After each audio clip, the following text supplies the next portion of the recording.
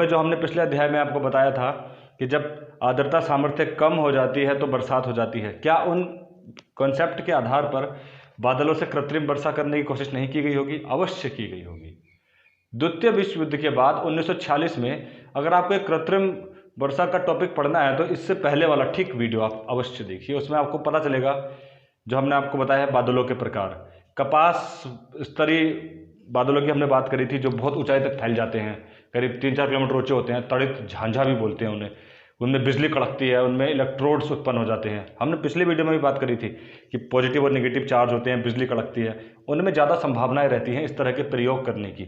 Electrode के माध्यम से भी, केमिकल रसायन के माध्यम से भी, किसी भी तरह से उन हिमकणों को पानी की बूंदों में परिवर्तित करके नीचे गिराया जाए, वही तो बरसात है।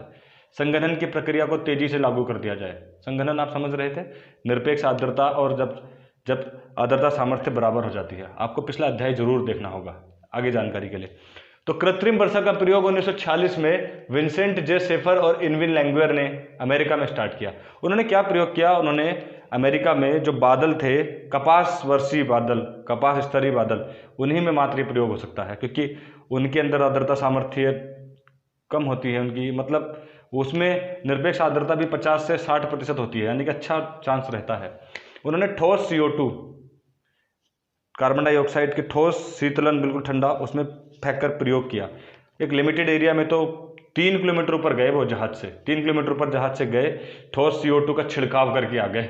उससे क्या हुआ? बादलों में जो उनका पॉइंट था, जो तापमान था, वो बहुत गिर गया।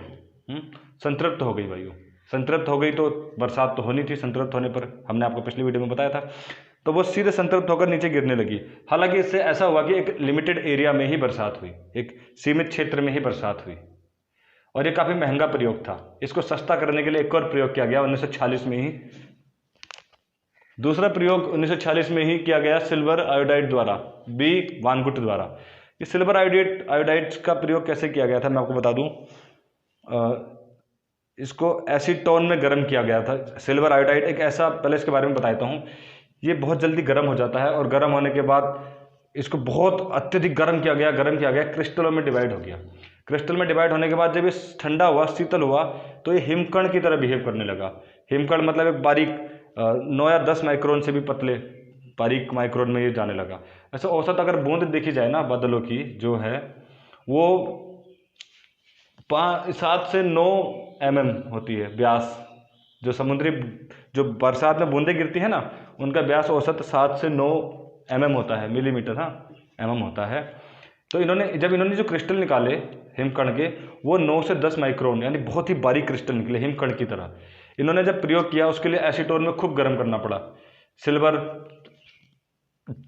आयोडाइड को। अब जब गर्म किया गया, उसके ऊपर फिर छिड़काव कर दिया इन्होंने, ऊपर जाकर के। छिड़काव भी नहीं किया, बैठे ही बैठे सिलेंडर बनाए और सीधे ऊपर छोड़ दिया, हवा को बहुत हल्का करके छोड़ दिया, क्योंकि वो ठंडा होने, पहले उनको खूब गर्म किया जाता है, जब वे ठंडे हो जाते हैं तो -5 डिग्री सेल्सियस पर एक हिमकण की तरह बिहेव करते हैं टोटली। उनको करके ऊपर भेजा गया और वायु को संतृप्त किया गया। ये सस्ती विधि थी, उससे वायु संतृप्त हो गई, हिमकण उनमें समा गए बादलों में, और उस पर हिमकणों को तोड़ा गया और वो बरसात करने लगे। इस तरह से कृत्रिम वर्षा करने के कई कोशिशें की गई। आज भी आयोडाइड का माध्यम इस्तेमाल किया जाता है। आयोडाइड में हम क्या करते हैं, इसमें इलेक्ट्रोड का माध्यम हम इस्तेमाल करते हैं, प्लस और नेगेटिव चार्ज। जो कपास वर्षी मेघ होते हैं ऊंचे, उनमें हम प्लस माइनस के माध्यम से बिजली तड़का करके हम चाहते हैं कि वहाँ से किसी भी तरह से पानी नीचे गिरे। कृत्रिम प्रयोग मनुष्य करता ही रहेगा, तभी तो वो वैज्ञानिक है। अब हम बात कर लेते हैं वर्षा के प्रकारों पर। यह कृत्रिम वर्षा का एक अध्याय था जो अभी ज़्यादा प्रचलन में नहीं चला। देखिए, वर्षा में 3 प्रकार की बरसात होती है। एक होती है संवहनीय वर्षा।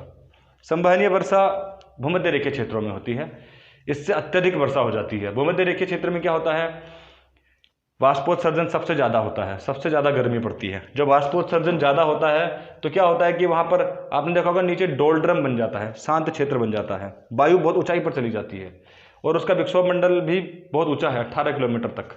तो वायु बहुत ऊंची चली जाती है। जब ऊंची चली जाती है तो ऊंचाई पर जाने पर, आपको नियम भी पता है, 165 मीटर ऊपर जाने पर 1 डिग्री सेल्सियस तापमान कम हो जाता है।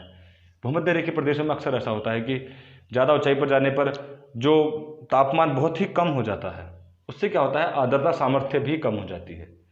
यानी कि जितना बादल पर जो तापमान कम होगा उतना ज़्यादा प्रतिशत चांस रहेगा बरसात होने का। उससे आर्द्रता सामर्थ्य कम होगी और वह निरपेक्ष आर्द्रता के बराबर हो जाएगी। सापेक्ष आर्द्रता 100 से प्लस हो जाएगी। ये जानने के लिए आपको पिछला वीडियो तो जरूर देखना होगा। उससे क्या होगा, जब ज़्यादा ऊंचाई पर जाएगा बादल, जब ये तापमान कम होगा वायु संतृप्त हो जाएगी और उसी क्षेत्र में धमाधम बरसात हो जाएगी। संभावनीय वर्षा से भूमध्य रेखीय क्षेत्रों में रोज 2 से 3 बजे झमाझम बरसात होती है। दुनिया के सबसे ज़्यादा बरसात वाले क्षेत्र यही हैं। औसतन पूरी धरती पर 972 mm बरसात होती है, 972। लेकिन ये सब जगह एक जैसी नहीं होती। मरुस्थलीय क्षेत्रों में साल भर 100 सेंटीमीटर होती है, जबकि भारत के थार में 100 सेंटीमीटर होती है और चेरापूंजी में ये 12,000 तक पहुंच जाती है।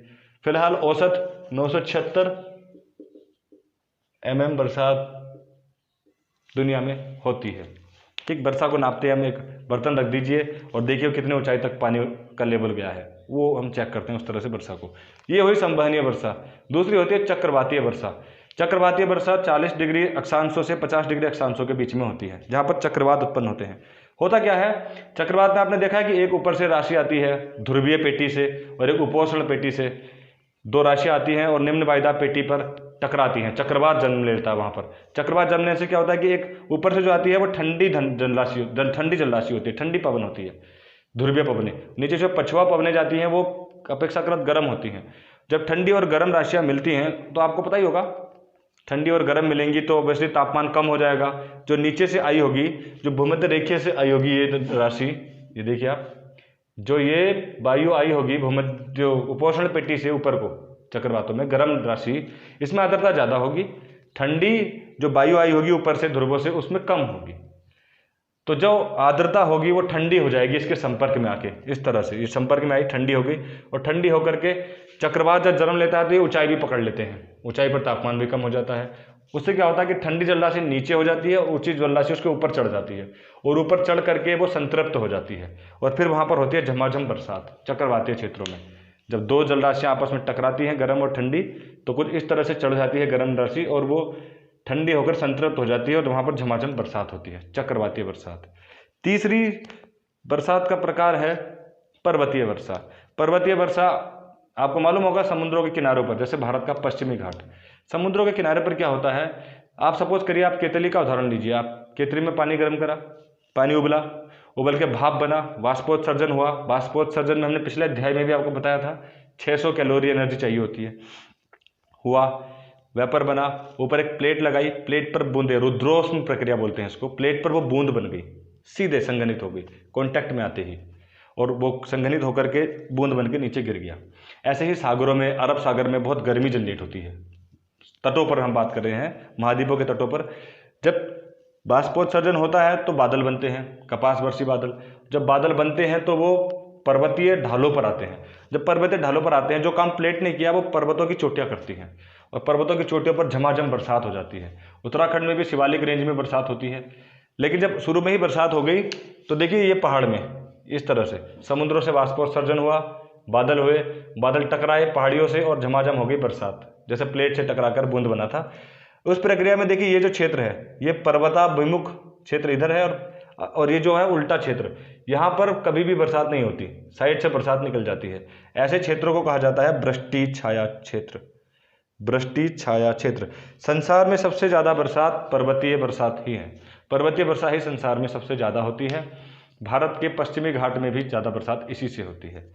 मित्रों, अब हम इसके बाद एक वीडियो बनाएंगे पिछले साल के IAS के पेपर्स के ऊपर, उनमें कितने सवाल भूगोल से आए। एक दो वीडियोस के बाद हम फिर से भूगोल को आगे आरंभ करेंगे। तो आप इस चैनल को सब्सक्राइब करिए और देखते रहिए।